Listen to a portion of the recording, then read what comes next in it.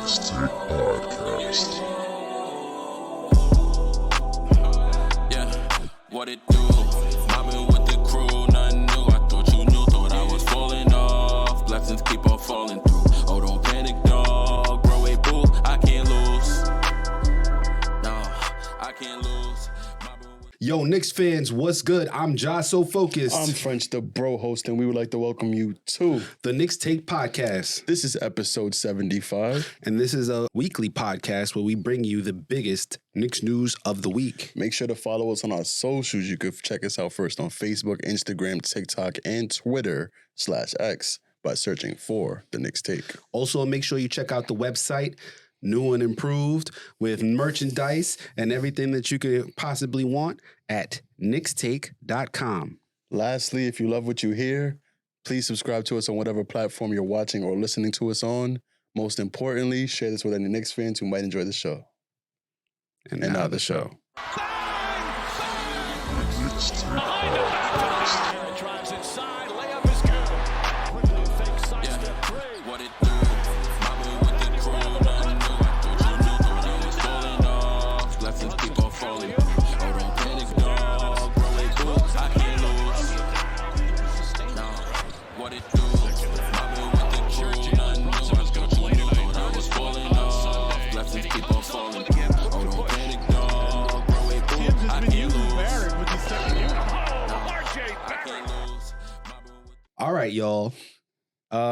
Very interesting, entertaining, news-filled week we've got here. So obviously we're going to go about an hour again, like we normally do. We're going to breeze past the games, though. Don't even worry about it. Oh, yeah. We're going to go over the games as we usually do. We're going to go into what happened at the trade deadline for the New York Knicks. Knicks made a move, made some additions, and we're going to talk about that. We're going to talk about some injury news as well, and then we're going to go over the upcoming games, the final week of games before the All-Star break for all teams in the NBA. But let's get back to the first game, the one that we left off with when we closed our episode last week. Knicks went up against one team, and we both thought that the Knicks could win, possibly, hopefully. But that was before we knew all the injuries was going to be taken into place. Right. No Quentin Grimes, no OG Anunoby, no Julius Randle. And then we also thought that this team was not going to show up. So who is the team that we faced off against now that we've dramatized this whole thing? Go ahead. The LA Lakers came to New York. Yep. Came to MSG to face off against the Knicks. Knicks were on a 9-game winning streak coming into this game, and they only really had Jalen Brunson and like 8 other guys on this team. So 8 is a lot. I don't know if we had 8 other guys. 7 other guys. So it was a long game. Close game throughout. Right. Like I said, there was no Grimes, no OG, so we didn't really have much shooting off the bench. We didn't have much production offensively off the bench this game. Jalen Brunson pretty much just carried the load throughout the whole game. He finished the night with 36 points. DiVincenzo was his number 2 option the whole game, but he was struggling for like 2 quarters at a time, I felt like. He started off pretty good, finished the night with 26 points. Lakers pretty much just applied pressure at the end. LeBron played defense like I haven't seen him play in several years. I mean, he rested a whole game, so I would assume that he saved up just so he could be like, all right, for one stretch, I'm going to lock up Jalen Brunson. And Jalen Brunson was getting double-teamed throughout the entire game. After the game, they said he got double-teamed at least 30 possessions throughout this game. Yep. And he still finished the night with 36 points, 10 assists, 6 rebounds. But the Knicks' 9-game winning streak comes to an end. They lose this game 105-113. LeBron, Anthony Davis came to the Garden and got them a win. What were your thoughts on this game? I mean, what did I say last week? I said it really depends on if LeBron and AD both play, right? If LeBron and AD both play and we are still dealing with no OG Anunoby, I don't like the way that this game was. I didn't like the way that this game was gonna go about. And sure enough, going into this game, which I watched not in the Garden, but I watched at a bar with some fellow podcasters in the city. Going into the game, it's like, damn, we're shorthanded. LeBron and AD guaranteed to play, and I was concerned. I thought that more likely than not, we were probably gonna lose.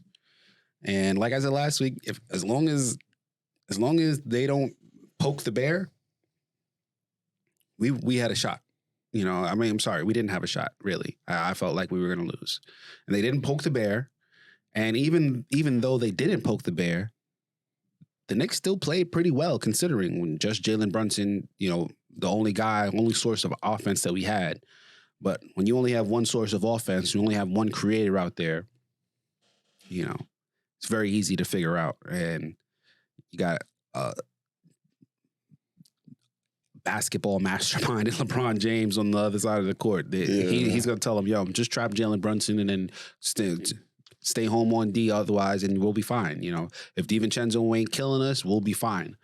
And it wasn't even like that. They actually stood on DiVincenzo too. And besides them two, like, who do they have to really worry about? Precious Achiuwa shooting a three? No, that's not going to do anything. Who else do they got? Deuce McBride, and Deuce McBride's been balling, but he only had 10 points in this game. Malachi Flynn played 3 minutes, had three points. Like, nobody really played well. Isaiah Hartenstein killed on the boards, but he didn't score. Josh Hart had an okay game. This is kind of going into it. I was expecting something like this to happen during the game. You kind of had hope, and then kind of fourth quarter, the Knicks couldn't score for 7 minutes pretty much at the end of the game because they locked down, and that was it.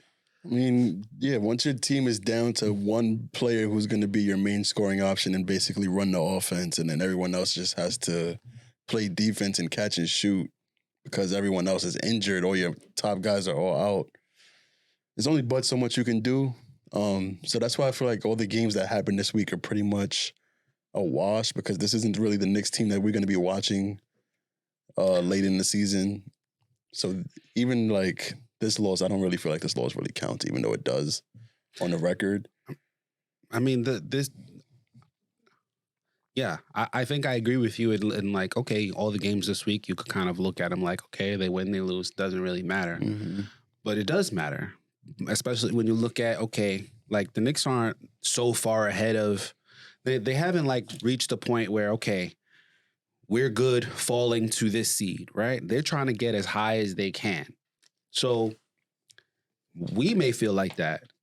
But the reason why I was like always pushing for them to make a move, a significant move, a substantial move, quicker and earlier and all of that stuff, is so that we don't have to be like, damn, they might lose 2 out of these 3 games. You know what I mean? Like, yeah, we're missing guys. We have guys to fill it up. That's what kept us playing so well last year. Next man up. And we always had enough bodies to fill in for whoever. Julius Randle goes out with his ankle. Okay, we got other guys who could fill in.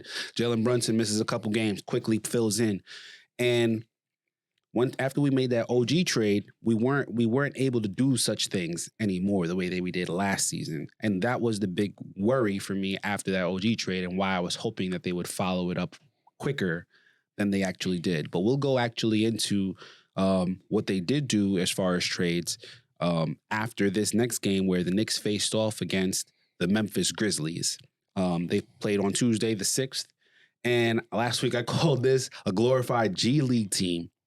And that is because I was looking at the injury report. Okay, Derrick Rose ain't going to play. Santi Aldama ain't going to play. John Conchar ain't going to play. Da-da-da. Like, they're all questionable. And that was what it was going into the last game against the Memphis Grizzlies. Mm-hmm. Conchar played, though. Conchar played. Derrick Rose played. Yeah. Vince Williams Jr. played. Like, this was not a bunch of G League. Like, it was some guys that normally wouldn't get any burn, but for the most part, like, you came into this game like, okay, David Roddy is going to start. He didn't. they had Vince Williams, Santi Aldama, Trey Jameson. Oh, okay, I don't know who that is. John Conchar. And it's like, okay, they have some guys who could play. Derrick Rose came off the bench. Luke Kennard played, came off the bench. This was not the same team that we played last time. Even still, I was like, we still got Jalen Brunson, the best player on the court.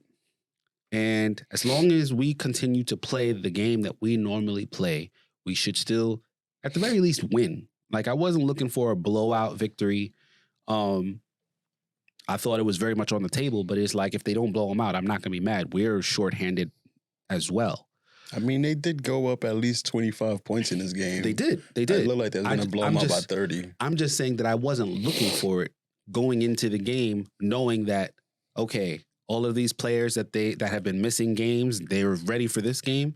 Okay, if we don't blow them out, I'm not going to be mad. Like, at the end of the day, this is still an NBA team. It's not a glorified G League team. Right. And like you said, the Knicks played, went up by 20, 25.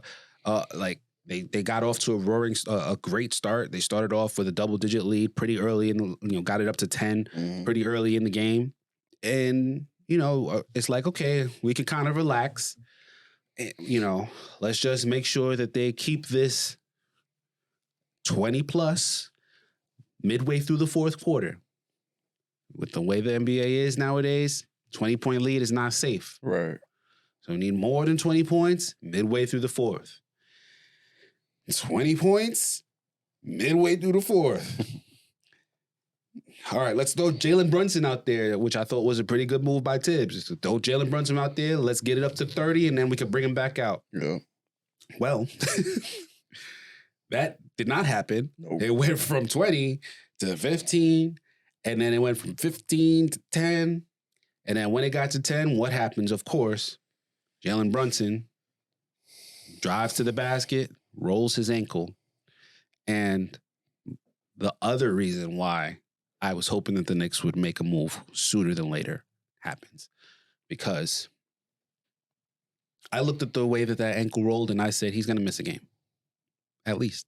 He's going to at least miss one game. And I felt a little bit better because he got up and walked off on his own. Didn't have a boot on after the game. Didn't come back into the game, so that worried me again. Yeah. But like you just said, after the game, didn't leave on crutches, didn't have a boot on, walked off on his own strength. But I knew.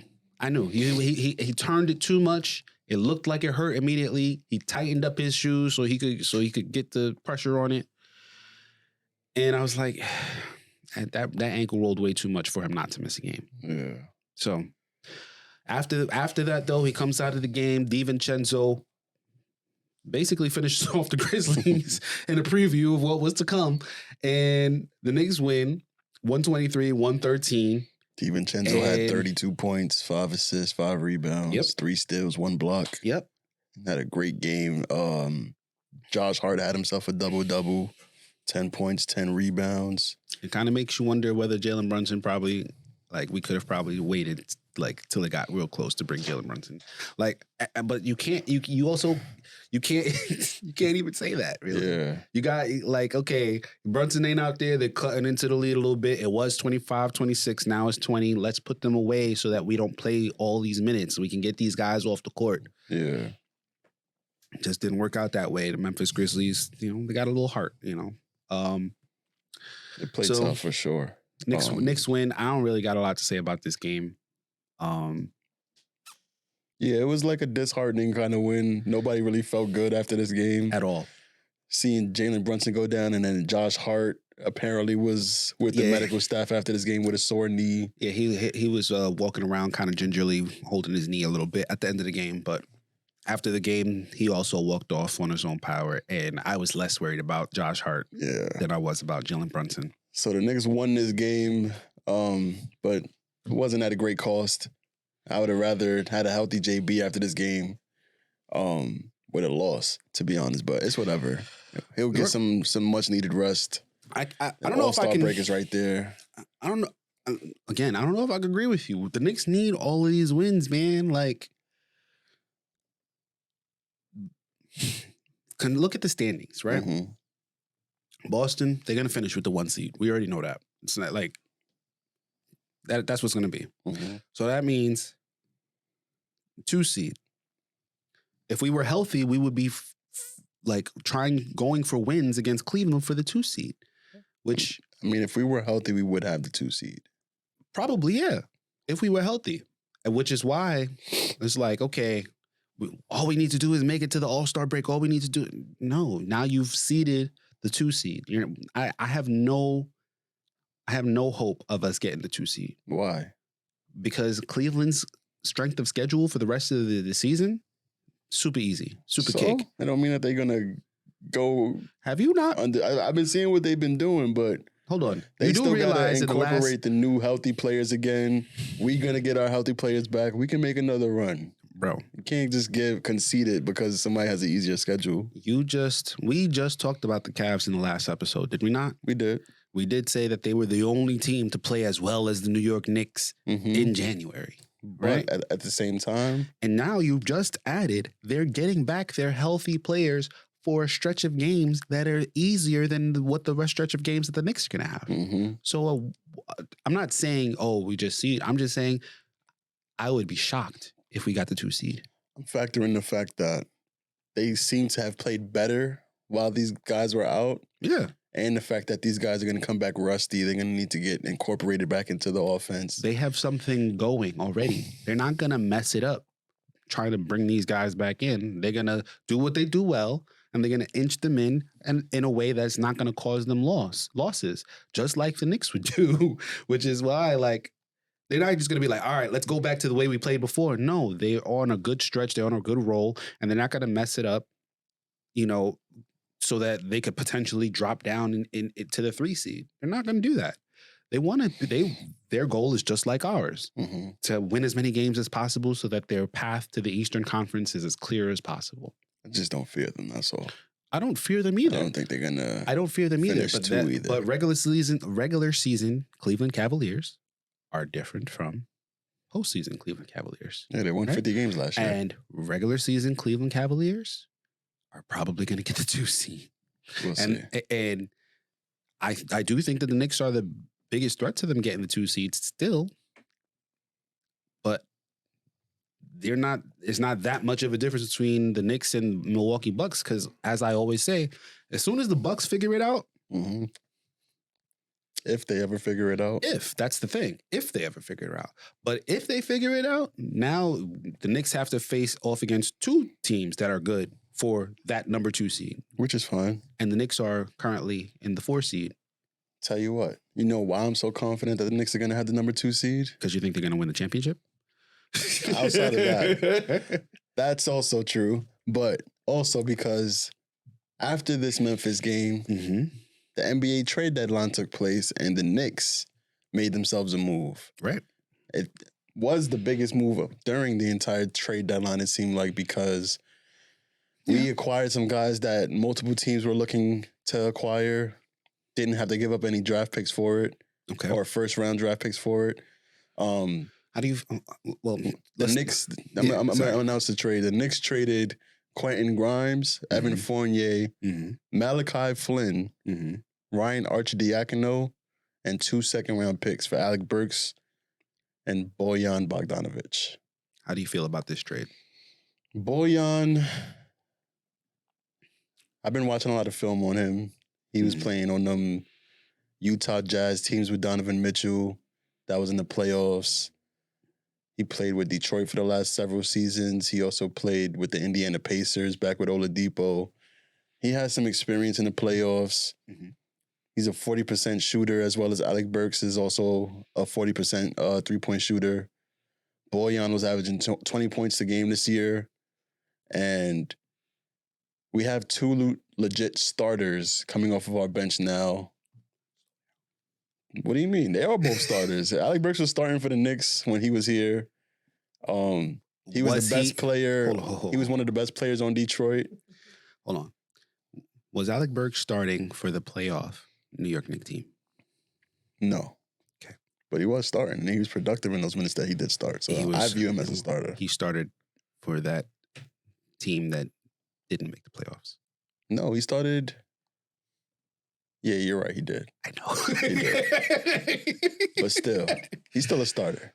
He started for the Detroit Pistons. That was just that the has worst won on the NBA team. But it doesn't matter. that He's still a currently starter. has 7 victories. That Detroit Pistons team. I'm So sorry. what? I'm sorry. Go ahead. You So were what? telling me how you feel about the trade. Go ahead. He's still a starter. We got 2 starters coming off the bench, Mhm. veteran players who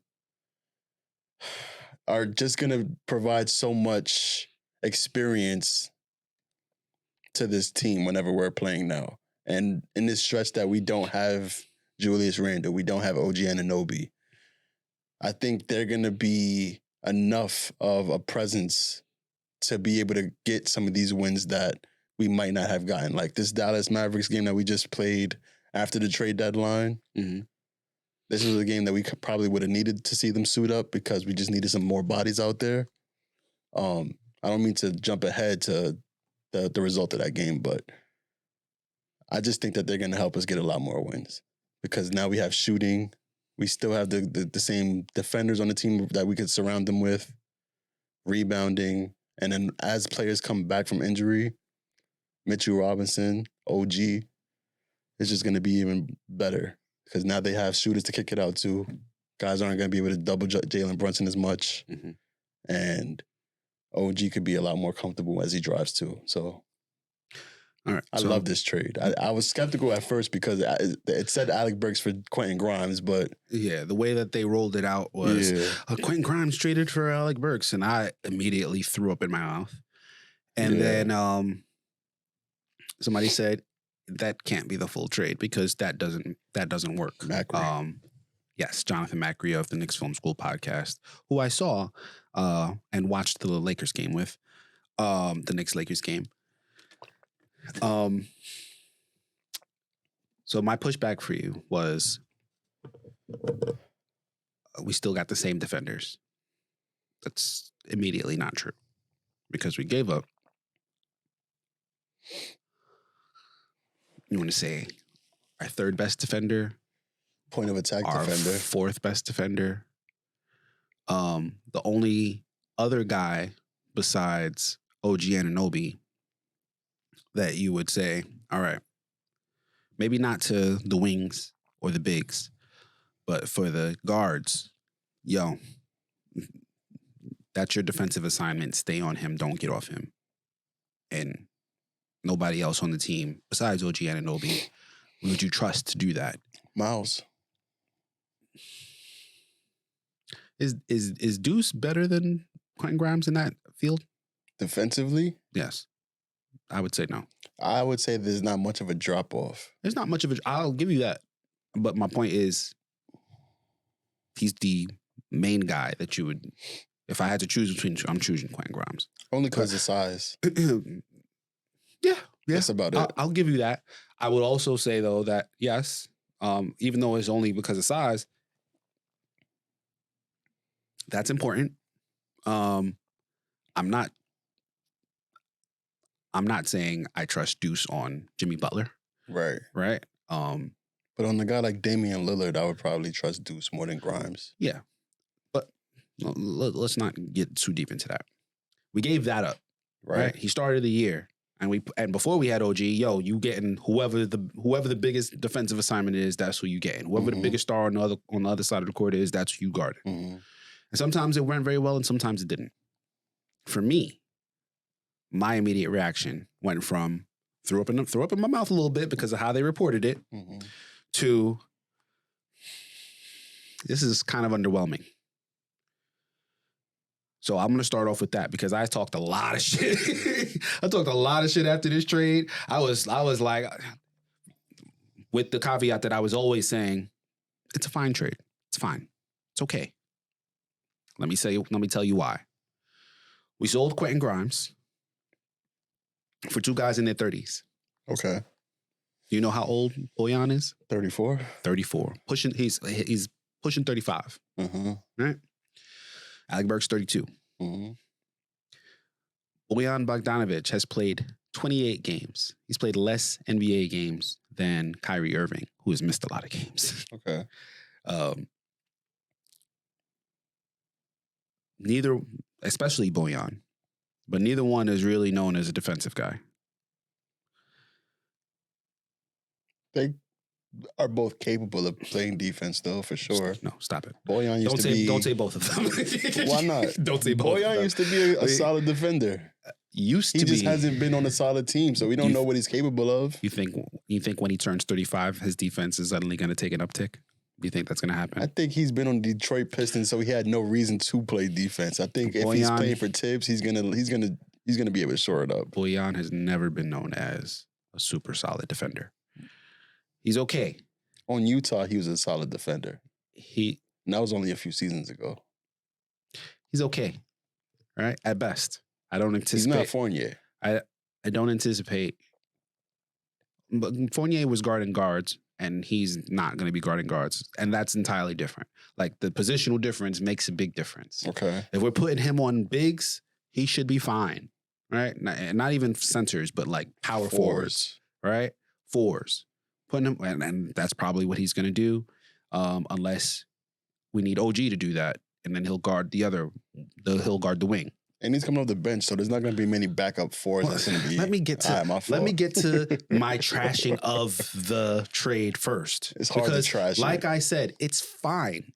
It's a fine trade. It's fine. It's great. Right? It's a great trade. It's not. No, because I can tell you, I will explain to you why I don't think it's great. Okay, talk You to me. sold a guy who was young, who is still improving his game, Mm-hmm. right? Who at one point we thought was going to be one of the best shooters in the league, right? Mm-hmm. And we gave him and his defense, both his shooting and his defense, up for other shooters, which is important for this team. Let me be clear, right? It's important that this team needed more shooters, more offensive creation, more guys who could. This is exactly what we needed. My negative reaction to this trade is there any way that we could have just got one of these guys and not given up Quentin Grimes?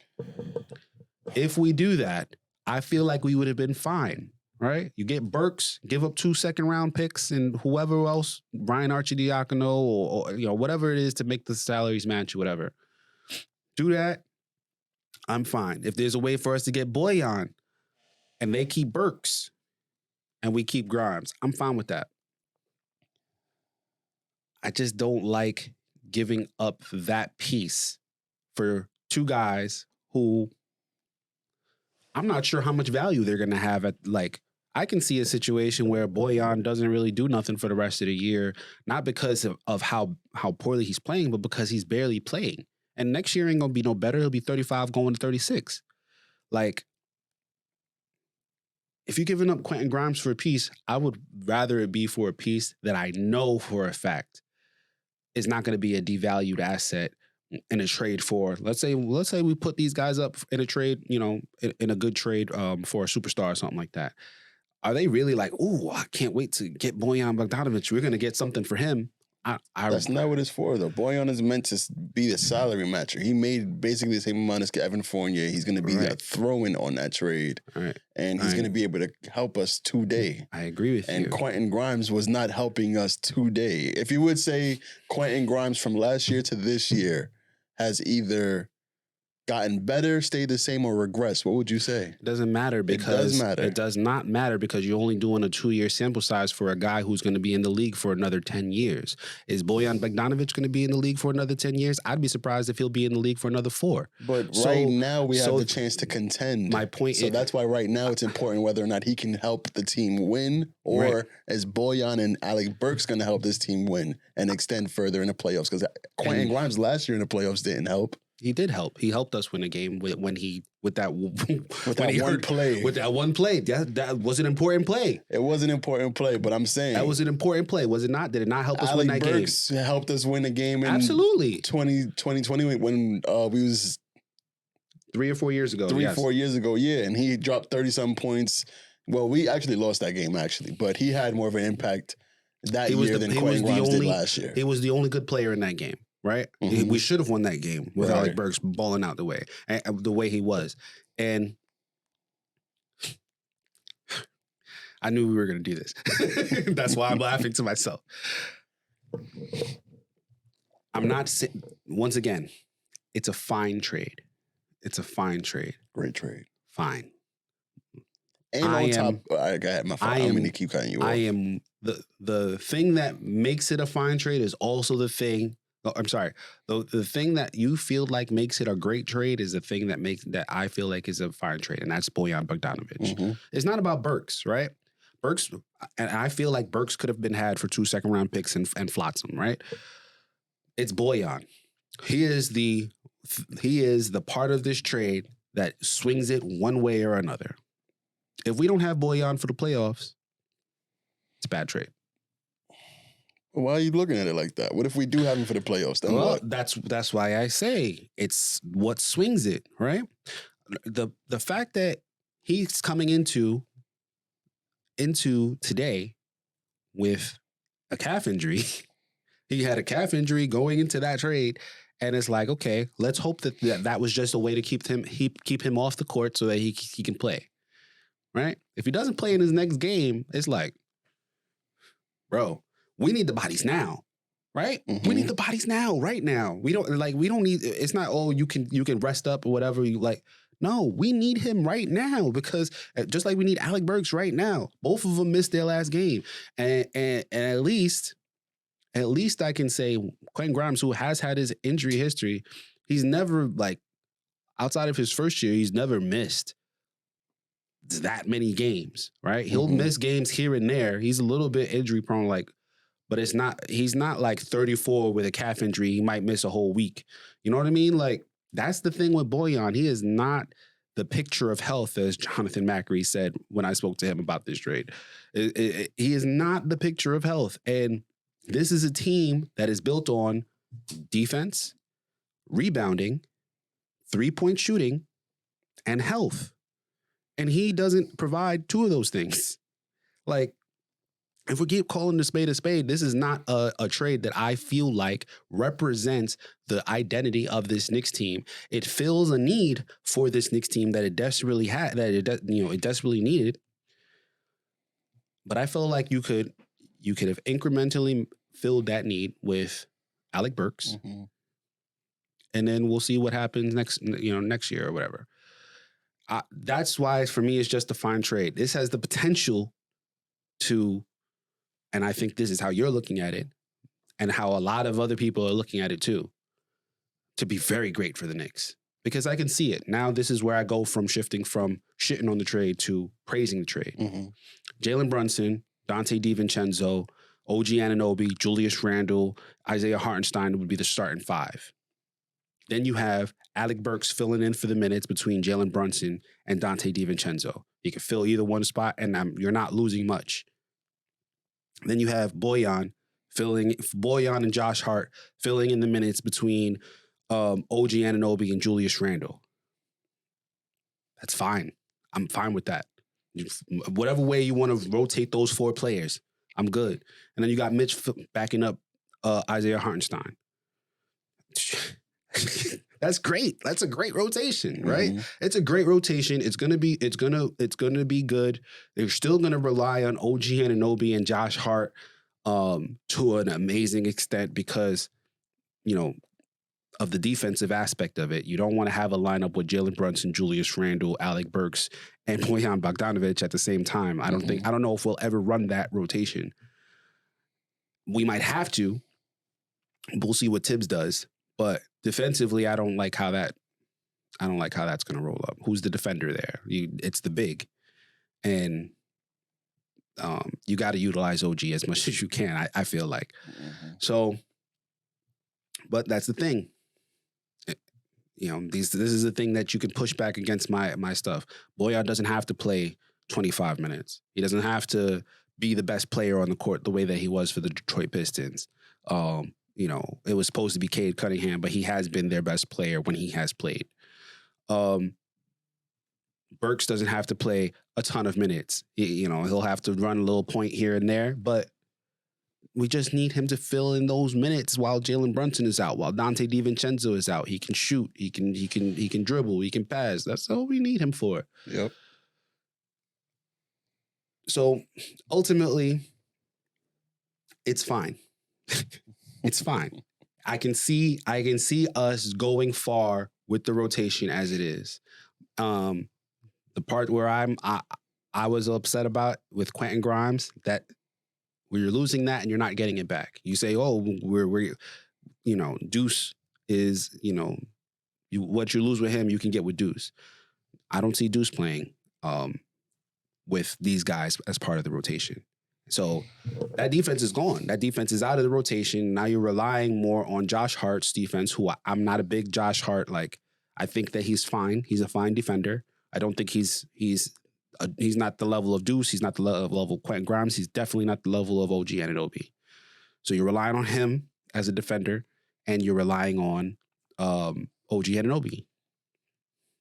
I just feel like besides the bigs, you need one more guy for that defensive spot that you can put out there. Like, there's other teams that have multiple guys that they could run the offense through and are amazing at it. You can't just let OG Anunoby be the guy to be like, all right, go lock up one of them or lock up both of them and we'll be fine. But the Knicks offense is good enough to withstand that, I think. So, and Quentin Grimes hasn't really been playing many minutes since the OG Anunoby trade. And that's why I feel like in the minutes that we're going to be getting from the bench, I'm going to have to fact check you on that. He hasn't. His minutes hasn't really increased much, if at all, I feel like, since the trade, because he's been coming off the bench. He had a few good games, the game against Philly where he had 19 points in the fourth quarter. Did his minutes increase? His minutes did increase. By how much? Hold on. I'm trying to look for. There was a long stretch of games where he wasn't getting close to 20 minutes. He was getting 14. He was getting the Obi stretch. And at least from where I'm looking, 1, 2, 3, the last 6 games that he played at least 20 minutes. He even played a 32-minute spot against the Hornets, which I'm assuming is due to, everybody being down. But yeah. Yeah, that's the game right after Miami. And where Randle got hurt. Right. And I think he got hurt in that Jazz game, the next game after, where he only played 20 minutes. So that would be why he only played 20. But in that Hornets game, he went 3 for 11, 1 for 6 from 3. Yeah, but that's the thing. That's the reason why he.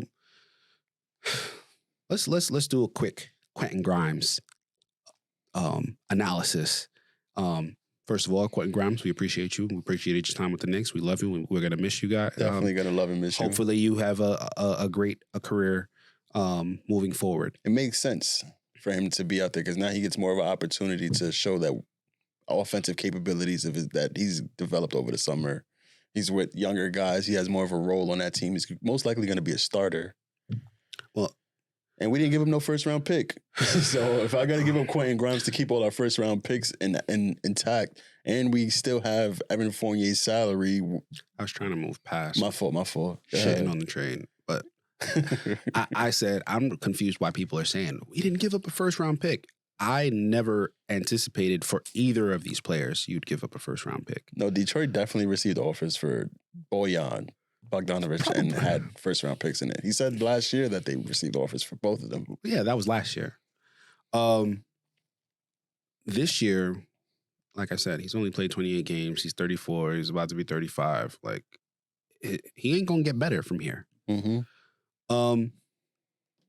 All I really wanted to say about Quentin Grimes was how he fumbled his own bag here in New York. And I've been wanting to say this for months. I've been wanting to say this. I shouldn't say months. It was like middle December. But I've been wanting to say this for weeks. Like, his best opportunity was the one that was given to him to start the season. Yep. And he somehow found a way to make it a negative. And I understand why. His role was go stand in the corner and shoot threes. I don't feel like that's what they're telling him to do. I just feel like, okay, this is my role in the offense is to shoot threes. So I'm going to go over here and stand in the corner and wait for the ball. And I'll go minutes without seeing the ball, seeing a touch or whatever. If I'm not hitting my shot, they're not going to pass me the ball. Right. So now I'm even more stressed about when I get the ball to shoot the ball. And I wish that before he said what he said about the ball feeling 100 pounds every time he catches it and how he and his dissatisfaction with the offense. I wish somebody would have pulled him to the side and said, look, Dante DiVincenzo could do this, because as soon as he got that starting role, he was off and running, and he figured out what to do. He figured out how to play, and it's like, yo, bro, that's the blueprint for you, Quentin Grimes. The blueprint for you is exactly what Dante DiVincenzo was doing. Yeah. Like, that's it. Especially,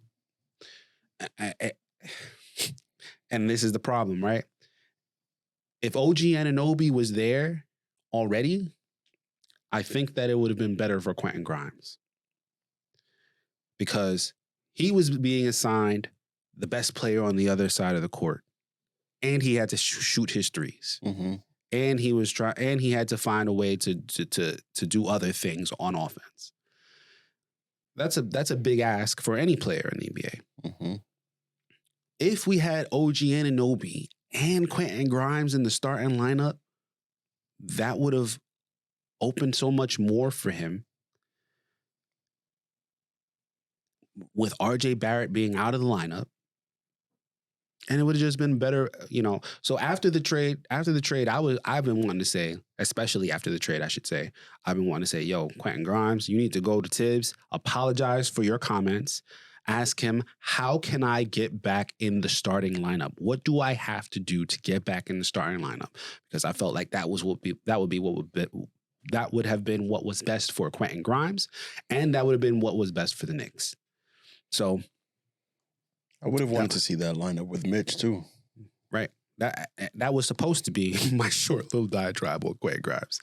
But yeah, so thanks, Quentin. I felt like there was a better version of this team that had you on it as a starter. Dante DiVincenzo filling in spot minutes between you and Jalen Brunson, getting the same kind of looks that he's getting now. But now let's get into this next game. I'm sorry. Let's get into what was announced first, and then we'll get into the next game. Immediately after the trade deadline, OG Anunoby was announced that he had surgery on his elbow to remove some loose chips in his elbow. Bro, loose chips? I'm not sure. I'm not sure that's how it was reported. He had some Doritos or some Lay's in his elbow. He chipped the bone in his elbow, and then they just took it out. So he's gonna be out for like 3 weeks. He had some Tostitos in his elbow. Yeah, They had to do surgery on him. Yeah. The good thing is that OG Anunoby is not going to be gone for the rest of the season. He's only going to be out for a few weeks. One of those weeks is going to be during the All-Star break, so that's even better. Mm-hmm. Julius Randle's reevaluation is going to be in that time frame as well. Mm-hmm. Mitchell Robinson is supposed to come back for basketball. You know, he's going to do some basketball scrimmaging after the All-Star break. After the All-Star break, which should mean that he'll be on the court at March, you know, very latest, early April. He needs to start his ass off on the free throw line in practice. No, we're fine. As long as he brings what he brought to start the season with the rebounding and the defense, that's all we need from Mitch. Like, the free throws, I'm not worried about that. If anything, we got Hartenstein there, and I'm good with either one. So that's that. I feel like I talked a lot, so I'm gonna let you take this one. Pause. The Dallas Mavericks came to the Garden to play the New York Knicks on Thursday, February 30th. First game since the trade was announced. Yep. No Quentin Grimes again. Nope. He went out in the trade. We lost Malachi Flynn, who's been playing for us since the injury to Jalen Brunson. He went out in the trade.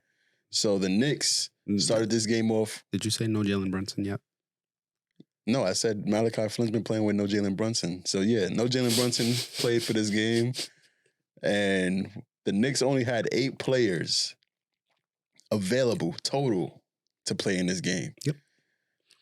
So there was a lot of Taj Gibson. You saw a lot of... There wasn't a lot of it, honestly. Jacob Toppin. There was some Toppin. There was some Taj. Well, the way Taj was running around the court gasping for air, it looked like he was playing a lot of minutes. Right. He was out there dying. He's like 37 years old, trying to keep up with these young dudes on the Mavericks. He's right behind LeBron. Yeah. So that should tell you everything you need to know about this game. The Knicks lost. We ain't have nobody. I mean, don't put it like that, though. It was a blowout. Yeah, we got to put it like that. This game was not worth watching because you know that there's no Jalen Brunson. I was supposed to go to this game. Remember, I was supposed to be in the building, and I'm like, is that a real smart decision to do with my what was this, Thursday? My Thursday afternoon. Do I really want to put myself through this?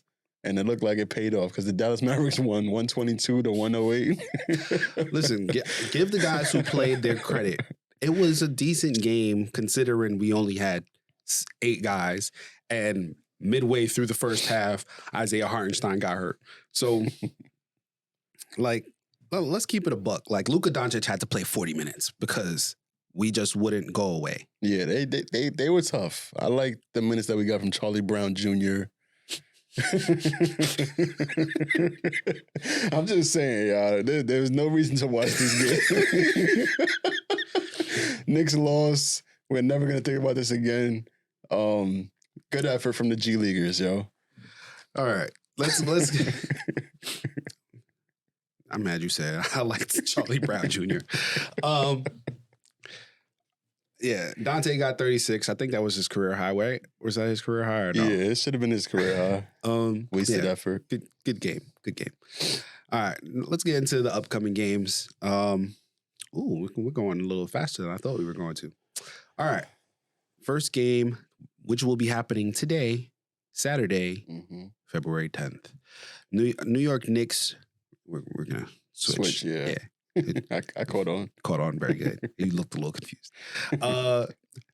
Knicks are going to play the Indiana Pacers, probably healthy Indiana Pacers. Yeah. Last time we played, Tyrese Halliburton was on a 22-minute minutes restriction.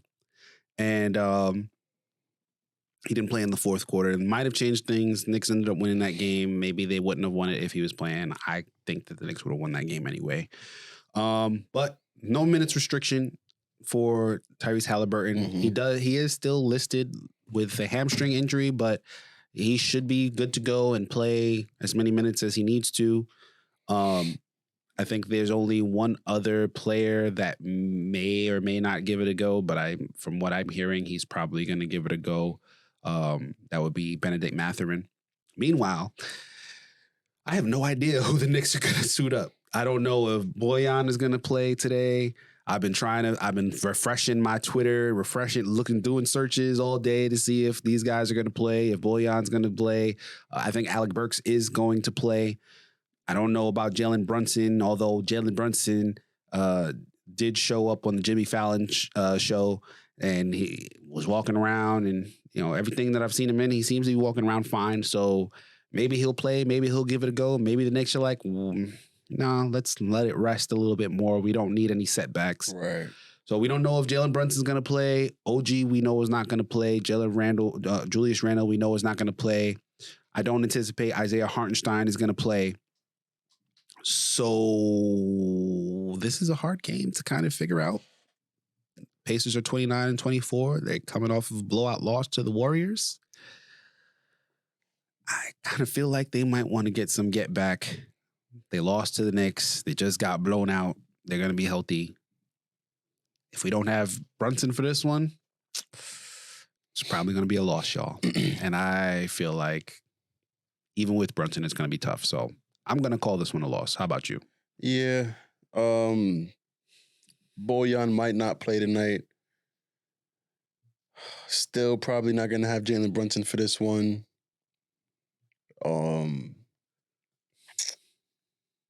No minute restriction for Tyrese. Yeah, this is going to be a Knicks loss. I like how you put a lot of thought into it. And it was like, this is what I was always going to say, but yeah. Got just to confirm it, because we injured right now. We banged up. If y'all want y'all free lick, this is the time to get it. It ain't going to come at any other point in the season. So, yeah, if you want a free win against the Knicks, now's the time to get it. Knicks lose. And the next game, should we move on to the next one? Yeah. Because, I'm done with that one. We're going to lose to Indiana, y'all. Sorry. Knicks, next game is going to be against the Houston Rockets, February 12th, Tuesday, 8 p.m., late start. And I like the Rockets a little bit. I'm not going to lie. I like the plays that they have. I like their coach, Ime Udoka. Had them playing well to start the year. I'm not really sure what's going on right now with them, but They had a spark when they started, and now they're just garbage. yeah. 23 and 28 record right now. Yep. Jalen Brunson should be good by this point, I'm hoping.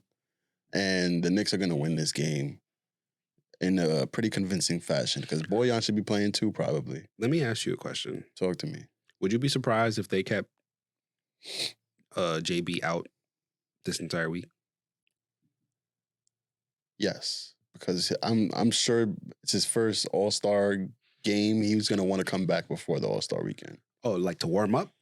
Yeah, just to They're be gonna able warm to up. eligible to play. He's gonna warm up with. We didn't talk about this, but he's gonna be part of the 3-point contest. So that'll be his warm up right there. He got to warm up a 3-point contest, get his arm loose. You know what I mean? And they do the practices and all that stuff. Yeah. You don't need these games to do that. I just think the mentality of Jalen Brunson doesn't want to sit out too many games. It might not be up to him though. It may be up to the team. Nah, it's up to They him. may be like, listen, we want your ankle to be 100% when you come back Mhm. from All-Star break. And I wouldn't blame him. Yeah. Because imagine he tweaks that ankle. Like, it's not 100%, and he tweaks it again. Now he's out for the rest of the season. That's a nightmare scenario. Nightmare. That's what I'm fearing. That's what I fear. I'd be like, yo, wait until your ankle's 100%. We just take it easy, bro. You He's got the tough. All-Star break. That's a whole week for you. I mean, I know you're going to be a part of the festivities, but He's tough. I'm sure he'll be fine. all right. Do you think they're winning this game, though? Yes, I think they're winning this game. Convincingly? I think that as long as they have 3 rotation players, they'll win this game. It's a little And disrespectful. They should have 3 rotation players. Is it a little disrespectful? I mean, it's a little disrespectful. how have we been playing banged up? Like we've been fine. This is a 2-day, rest period. They play today against the Pacers. They'll play on Tuesday, so they have Sunday and Monday to rest. Mm-hmm. Josh Hart should come out with energy. Precious Achiuwa is going to get minutes, which could go either way. Dante DiVincenzo has been balling. Precious has been solid for us. He has. He has. No, but he has. But you can't front. Like, there's some times where it's like, oh, I don't know what you're doing out there, Precious, but we still appreciate you and love you. Yeah, so Josh Hart, Precious, Dante DiVincenzo. I'm looking for one other guy. Well, we got Burks. I feel like one of Burks or Bojan should play. If neither one of them is playing by now against the Houston Rockets, then yeah, we might have some other questions. But yeah, we should have 4 or 5 guys that should be able to hold up against the Houston Rockets. It doesn't matter that it's going to be in Houston. Yeah, so I'm going to say the Knicks are going to win. Okay. I think it's going to be a close game. Last time we played Houston, we had OG, we had Brunson, and we didn't even win by 10 points. So I think this is going to go down to the wire. I like Jabari Smith Jr. a lot. He's having a good second year. I like Van Vliet. And I like Sengun.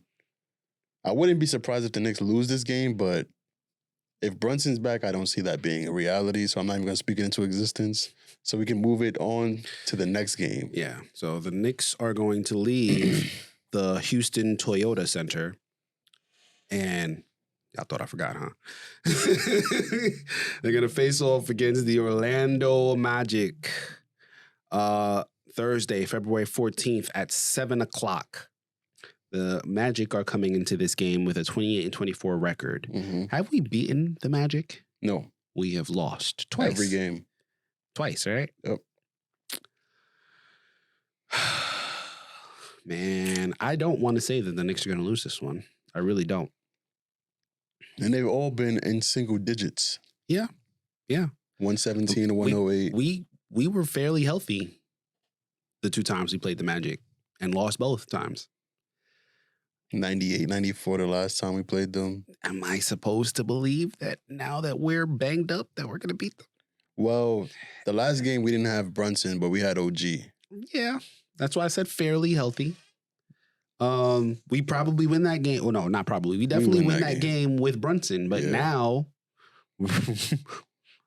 don't know if we're going to have Brunson because he hasn't played a game yet as of this recording. We're definitely not going to have OG. We're definitely not going to have Julius Randle. We don't know if we're going to have Bojan. We don't know if we're going to have Alec Burks. Gotta just hope for the best, y'all. I don't know. I don't want to say that we're going to lose this game, but I think that the only win that we're going to get this week is against the Rockets. And that's being hopeful. Right. The Magic are a good team. There's a reason why I was like, the first 2 times we played them, it doesn't matter. This is a game we need, right? Yeah. Doesn't matter. It didn't matter if we have Jalen Brunson. We need this game. The other side, the flip side, the best part about this is the Orlando Magic has not kept pace with the Knicks since those games. The Magic were one of those teams where they're one of the best defenses in the league, and they have not kept pace. They have not. We have to worry more about Indiana than we have to worry about the Orlando Magic. Orlando Magic is probably going to be fighting for 6, 7, 8, 9, 10. Meanwhile, the Knicks are trying to stay at the 3, 4 area, 2, 3, 4 area. So ultimately, this is probably not going to matter unless the Magic have some significant run to end the season. So the Knicks can afford to lose a 3rd straight game to the Magic, and that's probably what's going to happen. What do you think?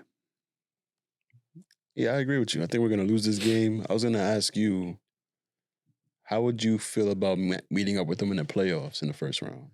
Would you be nervous? If we're healthy, no, I wouldn't be nervous at all.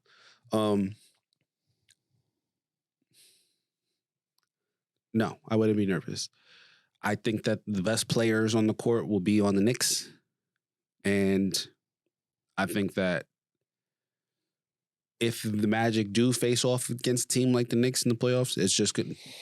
Getting waxed is going to be the seasoning that they need moving forward. And then maybe down the line, they'll be a team to fear. But they don't have the offense needed to make it far in the playoffs. You need both.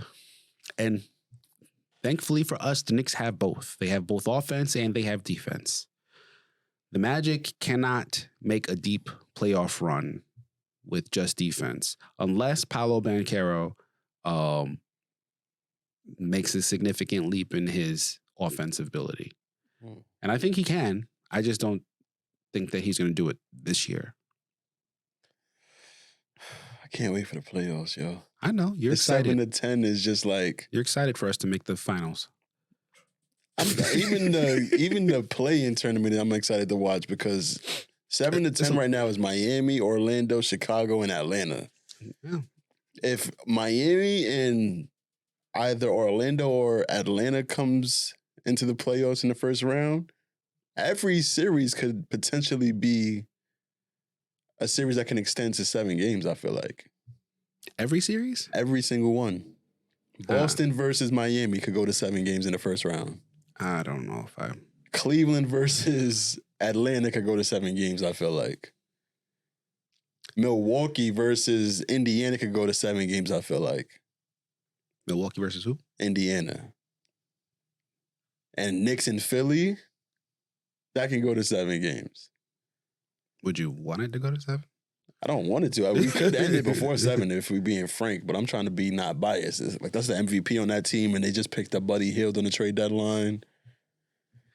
So I feel like every single matchup could go 7 games. Even on the West, Minnesota. I mean, look at the 7 through 10.